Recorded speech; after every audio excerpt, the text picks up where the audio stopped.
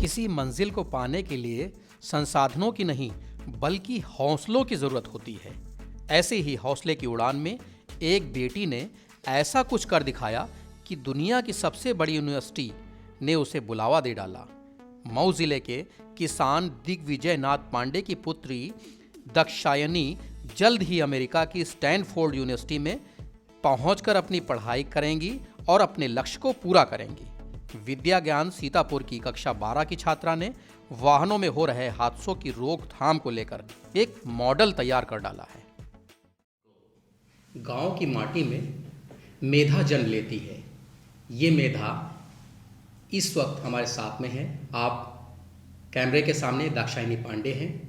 आप विद्या ज्ञान की छात्रा हैं। इन्होंने एक प्रोजेक्ट प्रस्तुत किया है जो दुनिया की सबसे बड़ी यूनिवर्सिटी ने स्वीकार किया है, और उस स्वीकार करने के बाद ये उसको शोध करने के लिए जाएंगी विदेश में। हम इनसे पूरी बात करेंगे। दाक्षायनी जी, ये बताइए इसके बारे में, जो आपने अपना प्रोजेक्ट दिया है वो कैसे एक्सेप्ट हुआ और क्या है? तो बेसिकली इस मतलब स्टैनफोर्ड यूनिवर्सिटी को में अप्लाई करने के लिए मैंने कॉमन एप्लीकेशन, एक पोर्टल होता है, उसके थ्रू अप्लाई किया था। और ये प्रोजेक्ट उस एप्लीकेशन का एक छोटा सा पार्ट रहा है। इसके अलावा मतलब उस पूरे जो प्रोफाइल मतलब जो कॉमन एप्लीकेशन होता है उसमें डिफरेंट चीज़, ये एक होलिस्टिक प्रोसेस होता है जिसकी वजह से जिसके थ्रू आपको सेलेक्ट किया जाता है वहाँ पे। तो इसमें मेरे एसेज रहे हैं, एक्स्ट्रा करिकुलर्स रहे हैं, LORs रहे हैं, एकेडमिक परफॉर्मेंस रहा है। तो ये इसी तरह काफ़ी सारी जो चीज़ें होती हैं उसको मिला के आपकी पर्सनालिटी आपको एनालाइज किया जाता है, और फिर उसके बेसिस पे जो एडमिशन ऑफिसर्स होते हैं वो आपको एडमिशन देते हैं। तो मैंने विदाउट सैट स्टैनफोर्ड के लिए अप्लाई किया था। और जो मतलब मेरा पूरा प्रोफाइल था उसमें मेनली जो एसेज और जो एक्स्ट्रा करिकुलर्स थे वो काफ़ी मतलब मेजर रोल प्ले किए थे।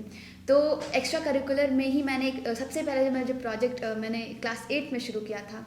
मैं काफ़ी साइंसेस में काफ़ी इंटरेस्टेड हूँ और मैं अपने स्कूल के इनोवेशन और डिज़ाइन थिंकिंग क्लब की मेंबर हूँ। तो क्लास 8 में मैंने एक प्रोजेक्ट शुरू किया था जिसका नाम मिशन प्रोटेक्टर था, और एक काफ़ी प्रोमिनेंट प्रॉब्लम को सॉल्व करने के लिए बनाया था, जिसमें बेसिकली ये होता है कि जो पेरेंट्स होते हैं वो शॉपिंग करने जाते हैं, या फिर जो बच्चा होता है वो हाइड एंड सीक खेल रहा होता है। तो वो जब वो पेरेंट्स जाते हैं या फिर जब बच्चा हाइड एंड सीक खेल रहा होता है तो उस टाइम वो कार के अंदर ट्रैप हो जाते हैं जिसके शीशे पूरी तरीके से क्लोज होते हैं। तो इसकी वजह से सफोकेशन के कारण, या फिर कह सकते हैं कि ऑक्सीजन की कमी के कारण जो बच्चे की डेथ हो जाती है, और ये बहुत ही अननोटिस प्रॉब्लम रही है। तो इसके बारे में मैंने क्लास 8 में डिस्कवर किया था। फिर उसके बाद मैं अपने मेंटर्स के साथ और अपने क्लबमेट्स के साथ इस पर वर्क करना शुरू करी, और हमें हमारे क्लब में बहुत सारी चीज़ें सिखाई जाती हैं, काफ़ी स्किल्स, डिफरेंट टाइप के स्किल्स सिखाए जाते हैं।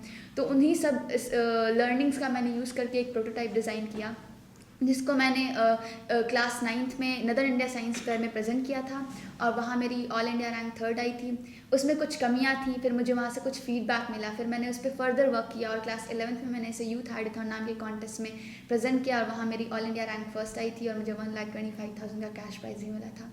इसके अलावा मैंने इस टाइम पे मैं स्टेमलिस्ट कॉस्मॉस और जेनी साइंस पे वर्क कर रही हूँ। जेनी साइंस बेसिकली मतलब मैं विद्या ज्ञान में पढ़ने से पहले मैं एक सरकारी स्कूल में पढ़ी थी जहाँ पे लैब्स अवेलेबल नहीं थे, और किसी भी गवर्नमेंट स्कूल और लोकल स्कूल के लिए लैब अफोर्ड करना काफ़ी बड़ी बात होती है। तो मैं इस टाइम पे एक ऐसा मिनी लैब डिज़ाइन कर रही हूँ जो कि पोर्टेबल हो और कॉस्ट इफेक्टिव हो, जिसकी वजह से जो हैंड्स ऑन लर्निंग है वो लोकल स्कूल्स और गवर्नमेंट स्कूल के बच्चों को भी मिल पाए।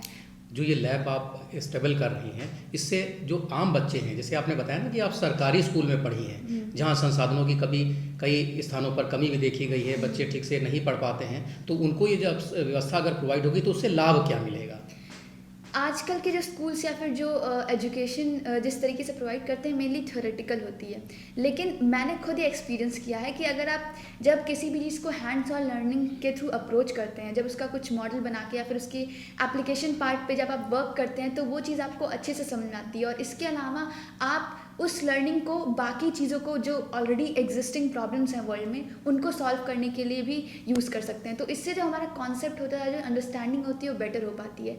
तो ये जो मैं लैब बना रही हूँ, मैं इससे जो हैंड्स ऑन लर्निंग है वो मैं उन स्टूडेंट्स को भी, और जो लोकल स्कूल्स में और जो गवर्नमेंट स्कूल्स में बच्चे पढ़ते हैं उनको भी अवेलेबल करना चाहती हूँ, जिससे वो भी कुछ बना सकते हैं। उन्हें ऐसा ना लगे कि मतलब नहीं बस बुक्स ही चीज़ें, बुक्स के बियॉन्ड भी चीज़ें एग्जिस्ट करती हैं। थ्योरी ही नहीं, प्रैक्टिकल भी ज़रूरी है। प्रैक्टिकल लर्निंग भी इम्पोर्टेंट। जी, अच्छा, ये समस्या आविष्कार की जननी है, जैसा कि आपने कहा कि हम गांव में जब गए थे और आपने बताया भी था अभी कि वहाँ आपने देखा एक बच्ची, मैंने न्यूज़ में, हाँ न्यूज़ में आपने देखा, और बच्ची उसमें ट्रैप हो गई थी और इसकी वजह से उसके साथ एक हादसा हो गया। तो आपने एक चीज़ का इन्वेंशन किया। क्या आपको लगता है कि इस इन्वेंशन के बाद से काफ़ी कुछ लाभ मिलेगा जो हादसे होते हैं दुनिया में? बिल्कुल बिल्कुल।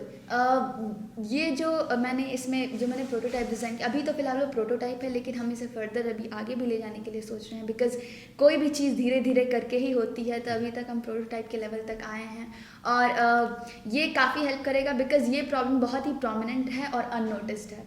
तो मेरे लिए ये काफ़ी खुशी की बात होगी कि ये जो सिस्टम है वो काश बहुत जल्दी आ जाए। जब आपको चुना गया उस वक्त आप कहाँ थी और परिवार के लोगों को ये कैसा अभिभूत हुआ? तो मैं स्टैनफोर्ड यूनिवर्सिटी, जैसे कि मतलब मेरा एक सपना रहा, क्लास 9 से ही सपना था कि मुझे वर्ल्ड की किसी टॉप यूनिवर्सिटी में पढ़ना है और स्टैनफोर्ड उसमें से एक था। तो मैं क्लास 9 से इस प्रोसेस को समझने की कोशिश कर रही थी और प्रोसेस को समझने के साथ साथ अपने आप को भी समझने की कोशिश कर रही थी। तो उसमें मुझे लगता है अगर किसी को मतलब अब्रॉड यूनिवर्सिटीज़ में अप्लाई करना है तो वहाँ फोकस करना काफ़ी ज़रूरी है। उसके अलावा आपको अपने पैशन के बारे में पता होना चाहिए। मतलब ऐसे नहीं कि कोई भी चीज़ करनी है, वो चीज़ करनी है जो आपको पसंद है, उसकी वजह से आप उसे एंजॉय भी कर पाएंगे और आप नई चीज़ भी कर कुल पाएंगे। मिला के आप ये कहना चाहती हैं कि बच्चों को, जो छात्र हैं छात्राएं हैं, उनको लक्ष्य निर्धारित होना चाहिए। हाँ, लक्ष्य बिल्कुल, मतलब एकदम फोकस होना चाहिए, उसे बहुत अच्छे से वर्क करना चाहिए। और मैंने इसके लिए 9th क्लास से वर्क किया है और कंटिन्यूसली रोज़ाना मतलब बहुत मेहनत करी है। और जब फाइनली 17 दिसंबर को 5:30 AM मॉर्निंग में IST जब मेरा रिज़ल्ट आया तो मैं बहुत खुश थी, बिकॉज़ ऐसा लग रहा था कि जिस चीज़ों के लिए मैंने हर एक दिन इतने सालों से मेहनत करी है वो फाइनली पे ऑफ करी है। और वो मेरे लिए one of the best moments रहा लाइफ का। मुझे ये चाहिए था कि जब मैं व्यू अपडेट पे क्लिक करूं और जब वो लेटर आए तो मुझे ये चाहिए था कि मतलब उसमें पूरी कॉन्फेटी जो होती है स्क्रीन पे मेरे होनी चाहिए। तो जब मैंने ओपन किया तो पूरी स्क्रीन मेरी कॉन्फेटी से भरी हुई थी और उसमें लिखा था congratulations and welcome to the batch of 2027। और ये मुझे मतलब मैं बोल नहीं पा रही थी और मुझे बहुत खुशी थी। इसके बाद मैंने अपने पेरेंट्स को भी फ़ोन किया और फिर मैंने उन्हें बताया तो वो भी बहुत बहुत ज़्यादा खुश थे इस चीज़ को लेके। इसके अलावा मैं पूरे विद्या ज्ञान को इसके लिए थैंक करना चाहूँगी, बिकॉज़ विद्या ज्ञान में आने से पहले शायद मुझे एजुकेशन की मीनिंग भी नहीं पता थी। मेरे लिए एजुकेशन यही था कि मैं सिंपली क्वेश्चन आंसर जो एक्सरसाइज के होते हैं उसको एक बार क्रैम कर लूँ और अगले दिन जाके एग्जाम में लिख लूँ। मुझे नंबर तो मिल जाएंगे लेकिन शायद जो उसकी जो रियल जो उसका जिस्ट होता है वो मुझे नहीं मिल पाता। तो वो मुझे यहाँ के जो अंडरस्टैंडिंग होती है, जो हैंड्स ऑन लर्निंग होती है लैब के थ्रू, मैंने लैब्स यहाँ पे ही फर्स्ट टाइम देखे थे। इसके अलावा विद्याज्ञान का through out the time support रहा किसी भी चीज़ में। मतलब मैं कुछ भी इनिशिएट करना चाहती थी तो उसके लिए हमेशा सपोर्ट रहा है। मुझे काउंसलर्स यहाँ प्रोवाइड किए गए हैं, उसके लिए मैं काफ़ी थैंकफुल हूँ। मेरे प्रिंसिपल और मेरे टीचर्स ने काफ़ी सपोर्ट किया और शायद ये जर्नी उनके बिना पॉसिबल नहीं रही। दुनिया में जो दुर्घटनाएं हो रही हैं उससे बचने के लिए अपने बचाव एक बहुत बड़ा स्तंभ तैयार किया है और माना जा सकता है कि आप जब शोध करेंगी तो दुनिया के बड़े पावदान पर आएगा और इससे लोगों को राहत मिलेगी, पूरी दुनिया को राहत मिलेगी। और साथ में एक हमारा जो भारत देश है वो कृषि प्रधान देश है। आपके पिताजी कृषक हैं, किसान हैं। क्या किसानों के लिए कुछ ऐसा इन्वेंशन करेंगे कि जो आगे चल के एक राहत का काम? बिल्कुल।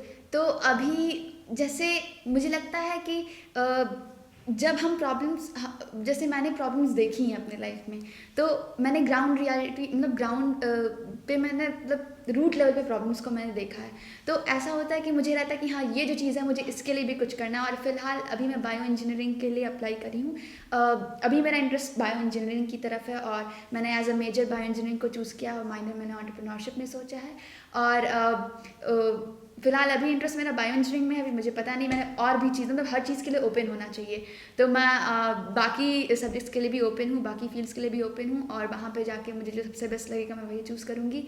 और ऑब्वियसली अभी मेरा एम ये है कि क्योंकि जो हेल्थ सेक्टर है इंडिया में वो एक्सपेंसिव होता है, तो मैं ऐसे मतलब डिवाइसेस पे वर्क करना चाहती हूँ जो उसका जो कॉस्ट है वो मिनिमाइज़ कर पाए, जिसके लिए हर एक पर्सन को वो जो सुविधा है हेल्थ की वो अवेलेबल हो सके।